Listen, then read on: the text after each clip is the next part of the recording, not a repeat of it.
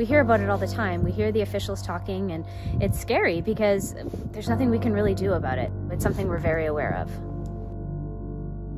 But what happens is that people will build cottages along there.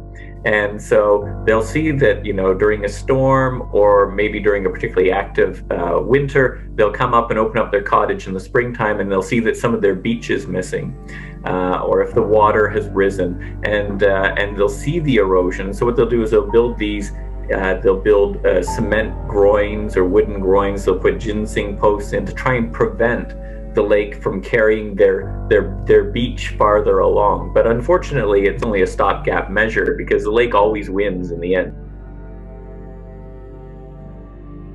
What are the officials saying? Properties are flooding. Just up the street, we're seeing flooding as well. The shoreline is eroding, and we're questioning whether or not this was a good move, if this is safe to be here.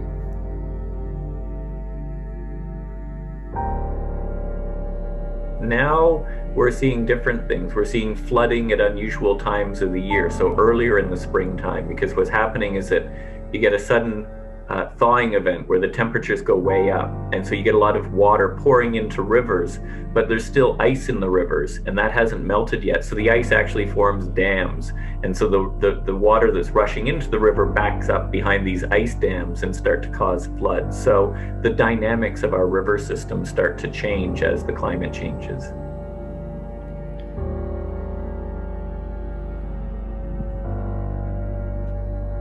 We've had a couple close scares this year. The road floods from the canal on the other side. When the waves and the water rises in the lake, it comes through the canal rises, the road floods, the sewage systems all back up. So we've actually had water come up to the top of the sandbags. Any significant events? Yeah, a year ago in November, there was a terrible collapse in a town nearby called Wheatley, where the tides just eroded the shoreline so badly that the road actually fell in.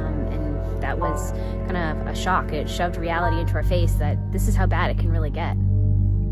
I think that most climate scientists agree that the risk of floods around the world, in Canada and elsewhere, is going to go up in most regions, except in those where precipitation will become scarcer. So there are parts of the world, like out west, for example, the Great Plains, sub-Saharan Africa, especially West Africa and Southern Africa, where rainfall will become scarcer.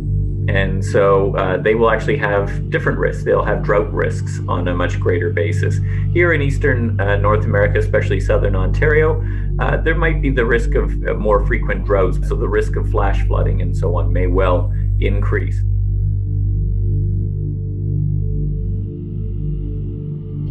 Just at the end of the day, we have to face the reality that this community, if something doesn't happen, if something doesn't change, this community could be at risk. We don't stand a chance.